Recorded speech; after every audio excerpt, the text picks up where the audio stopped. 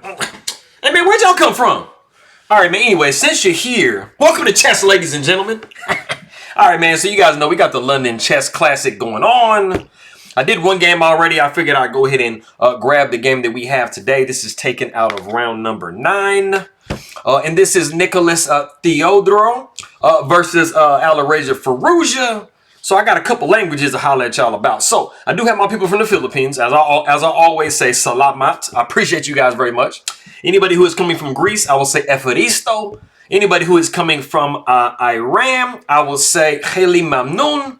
Anybody who is coming from France, I will say merci beaucoup. I covered a lot.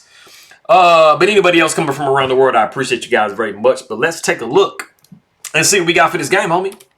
All right, man, so we got knight to f3. This is known as the Zukertort or the ready opening. But as I tell you guys all the time, it usually transposes into something else.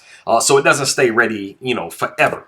We do see the move d5, and already after g3, we have the King's Indian attack. We basically get into a pretty symmetrical situation where we kind of have a King's Indian situation going on from both sides of the board. So we do see g6, we got bishop g2, bishop g7, d4, knight f6, castles, castle. So like I said, everything is dead super even, you know, but things can happen, man. So fear not, things will come up. We do see the move g3, or c3, I'm sorry. We do see the move a5. Now, there is a few ideas with this move. For any of you guys that do play the King's Indian from the black side, this is a common idea. Generally, you have white playing like e4, and you kind of have an e4 pawn that can be, attacked via knight a6 and then knight c5, and then you have a lot of pressure right here. We do not actually see that here. This is also something where, I mean, you kind of want everything to kind of stay the same on the king side. So definitely both sides are wanting to try to expand on the queen side to get some space, kind of to get a little bit of counterplay activity. So sometimes you might see knight to c6, and you don't really want a b4, b5 situation coming up. Interestingly enough, we don't get really into any of that, but like I was just telling you, just explaining a few of the ideas for you. So we do see bishop going to f4. We got the move c5, pawn takes c5, and then we do see knight b to d7. And as of move number 8, we have a brand new game. Crazy, I know, because basically knight to a6 or knight b to d7 is the most logical way to go after this pawn, since you don't really have a queen a5 type of check thing coming up. So, I mean, it's very logical. And you can't go queen to c7 because this square is taken up for sure. So, I mean, knight b to d7, it kind of like plays itself almost. We do see the move c4. We got knight going to h5. And this is a little bit sneaky. You might be paying attention to this bishop like, hey, man, the bishop's attack, right? But the more important threat is this bishop trying to take on b2. We absolutely do not want to allow that. So, unfortunately, we kind of have to undevelop the bishop all the way. So, we got bishop coming back to c1.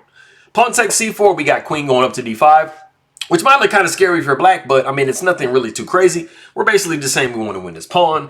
Basically, black has the same idea, so we got queen chomping, and then we do see knight to a3. And this is actually a somewhat important position that we've gotten into. Now, you can very easily just go ahead and go queen takes here and then knight takes and stuff. But, I mean, you haven't really made a lot of progress forward, right? So what better thing to do than to either play knight b to d2 or knight to a3 and basically ask black, if you want to trade queens, we're going to do it kind of on my terms. And I'm going to get at least another piece into the action. So you always want to be moving forward no matter what you're doing in the game of chess. So like I said, queen take. We got knight taking, and then we do see the move b5. And I will say here, you do kind of got to be a little bit careful though, bro. Because, I mean, this bishop can kind of open up on this rook at any given time. So that is why you see probably the very, very strange move, knight going to e5 here. Which might kind of be like, hold on, wait a minute, bro. Like, isn't this just losing? Like, because, I mean, there's not enough protection on this knight. Well, if you were to have something like knight taking, and then knight taking, and then bishop taking, and then bishop taking, everything would be all even. And white would definitely be much better because it's more beneficial to get a knight and a rook than to get two minor pieces. So that is kind of why we see that. So we do see Firouzja sidestepping that. He's saying, man, I'm recognizing what's going on. So now something has to give because now you just got a piece hanging if you're white. So knight takes d7. We got bishop taking d7. And then we do see rook going to d1. We got bishop going to e6. We got h3. We do see the move a4, and we have the move e3. And this is actually a somewhat, it's not like it's completely losing, but there was a very, very much stronger way that white could go about playing. One of the issues that you have with this situation here is you do have this pawn right here blocking this bishop, and you also kind of have another little subtle issue where this bishop is kind of holding down this pawn. And if this bishop was to move, kind of the issue that we had earlier, this bishop is going to become very live, and it is kind of attacking this rook right here. So you don't really have a whole lot of movability, so you kind of made your bishop a little bit worse. So looking at an opportunity that the computer feels like you have, it's like, hey, bro, you know what? Go e4, bro. Because e4 does not block your bishop. You can move anywhere you want to. And you're not really worried if, let's say, black goes like knight f6 or something, and you're like, attacking this pawn and everything. Because basically they're saying you can just push it. The knight would probably retreat to d7, and then you have bishop to f4. And this is a very, very nice position. Not only have you displaced this knight from its natural square, but you have gotten this pawn in the way of this bishop. So now this pawn is not a trouble issue.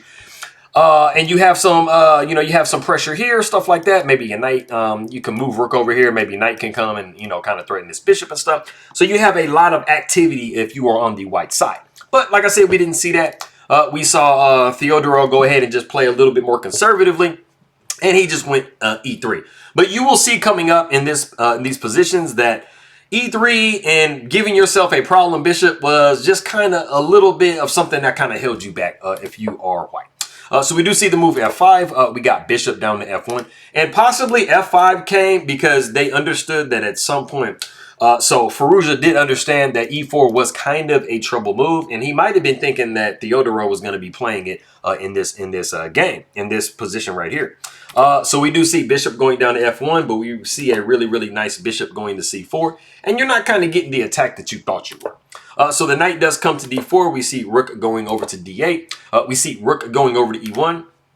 You have a slight issue, and like I said, it kind of goes with as far as this bishop not being able to be developed.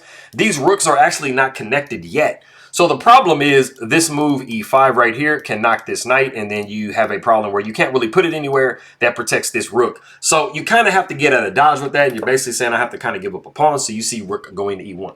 So bishop taking, pawn taking, and then rook taking is actually on the menu coming up. After bishop takes, king takes, you absolutely can go bishop takes and then rook takes, and then, I mean, everything is everything. We do see the move b4. We got bishop going to d2. And we do see the move e5 now, but because the bishop is on d2, we got knight to f3, and it literally just like kind of saves. But we do see the move e4. So you see that black is getting kind of a lot of space. They're getting a little bit of an attack going. So it was definitely, really good to go what we said earlier. So the knight does go to d4. We got bishop taking d4. Pawn taking d4, rook taking d4, and black has managed to grab the pawn that I was telling you guys about a second ago.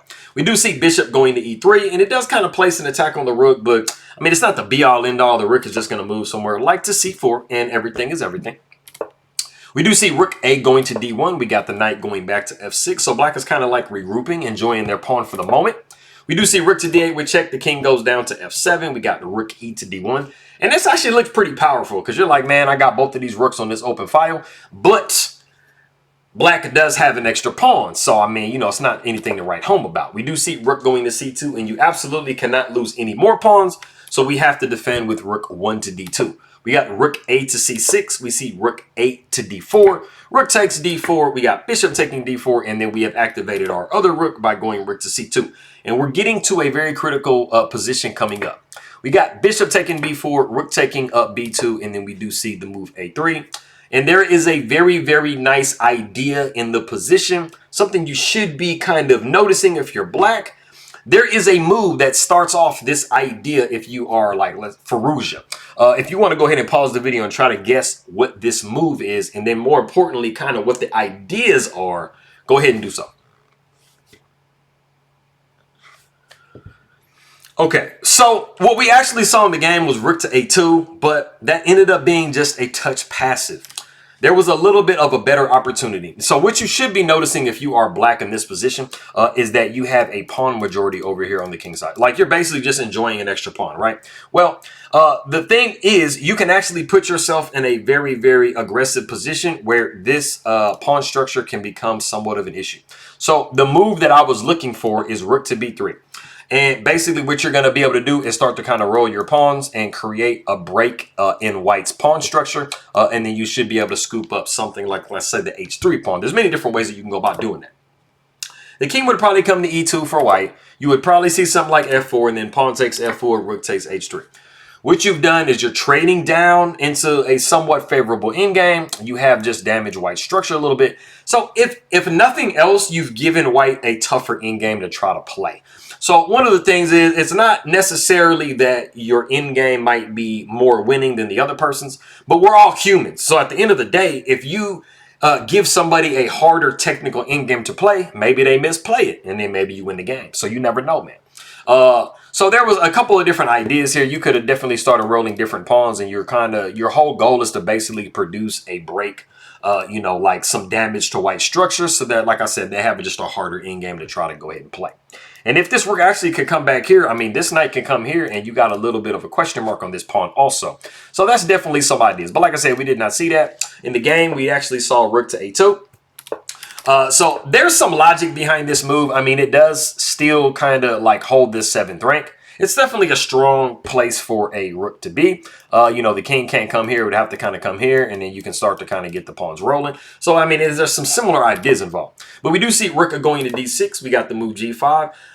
Black is still thinking, you know, I kind of have a little bit of that idea where I can maybe start to kind of get some things rolling. He definitely is noticing that he has a pawn majority, but like I said, there's a big difference between where the rook is now and where the rook could have been, and it would have really made a big difference. Rook goes to a6. We got the move f4. So you see the ideas are very similar, but that rook placement was crucial.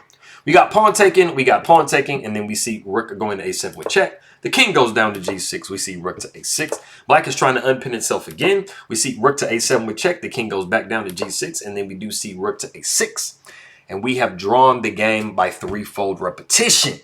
But like I told you guys a second ago, it's crazy. It wasn't like it was just completely winning, but it was definitely making the endgame much easier for you to play. And I mean, you never know. Somebody like Firouzja might would have been able to, you know, outplay somebody in this type of an endgame.